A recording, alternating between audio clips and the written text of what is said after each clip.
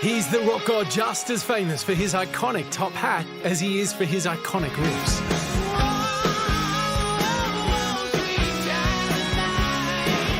Fronting Guns N' Roses, Slash wielded his axe like very few can, becoming every bit as recognisable as singer Axl Rose. Welcome to the jungle, we got fun and games. His electrifying guitar solos turned songs like Sweet Child of Mine, Welcome to the Jungle and November Rain into instant classics and Guitar Hero faves.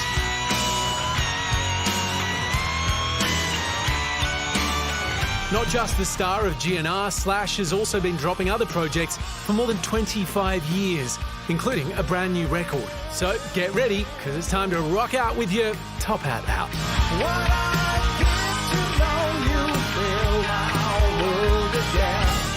Please welcome Slash!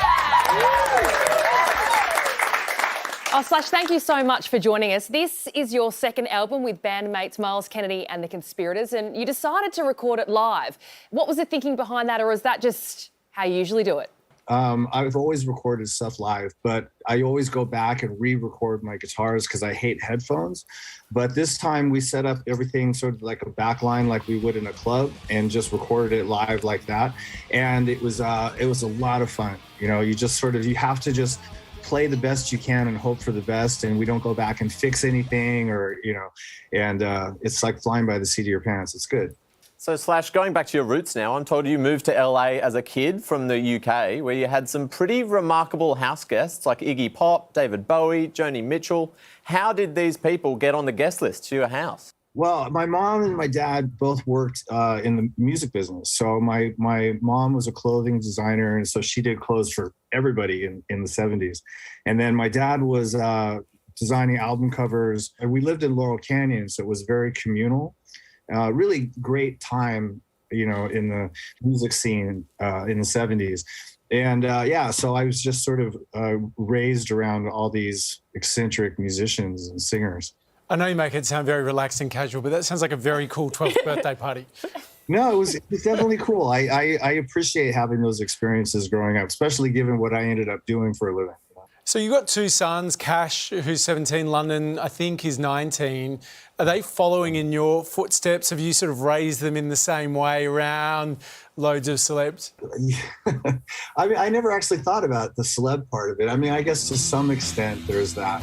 But the kids both are artistic. One of them is really great with art, and he's also really musical. And then the other one is really great on the drums. So they sort of followed in the sort of same footsteps, I guess. Do they actually think their father's cool, or are you like most other dads in their children's eyes, like the least cool thing they can think of? Yeah, right. No, it doesn't matter who you are. You're never cool enough. It's just the way it is. It's just as blunt as that, even though you're Slash. It's always like, okay, it's okay, Dad, but just don't do this or don't do that. It's really funny. Don't turn up wearing a top hat, Dad. Please, enough with the top hat. Yeah, I know. That's why the beanie's on. Right. Now, Slash, my mate Solo is obsessed with you, particularly your love of snakes. Why are you so obsessed with snakes? And are you aware we've got loads of them here in Australia? I'm very aware of all the snakes in Australia. Are you kidding?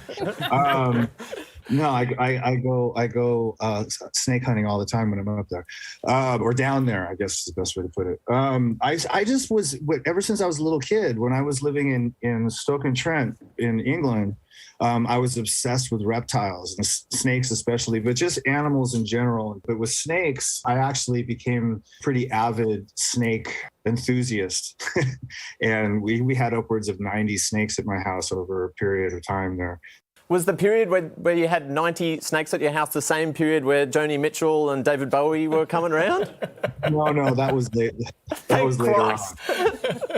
In those days, I used to catch garden snakes around the neighborhood. Slash, now we have been starved of live music and iconic talent for 2 years here, so please, can you give me some good news? I've been trying to get over there for a while now, and it's been impossible to get in, but we've finally been allowed to come and play. So with Guns N' Roses, we're coming over there in November of this year. And then with the Conspirators, we just put a record out, but we're not going to be able to come over there until the beginning of 2023. I think the human population will be very glad to hear that, and the snake population are going to be terrified. I know, the snakes love me. Hey, Slash, I wasn't going to ask this, but just because you were talking about growing up in Stoke-on-Trent before LA, I mean, there's such wildly different lives that you might have ended up leading. Do you ever stop and think about how different it might have been? You seem so far away from growing up in sort of regional England. I know. It was such a small little quaint village, Stoke. I could be a potter. I could have my own little pottery business going. A candlestick maker? But no, I love it over there. I still stay in touch with all my family that's over there, and I actually feel a little blessed that I got to be raised in such a quaint little community with such really sweet people, you know. And then I moved to Los Angeles, and it was all downhill from there. Well, he could have been a potter, but instead Slash with Miles Kennedy and the Conspirators. Their new album is called 4. It's out now. It's been great to chat with you, Slash. Thanks so much. Yeah, good seeing you guys. Have a good one.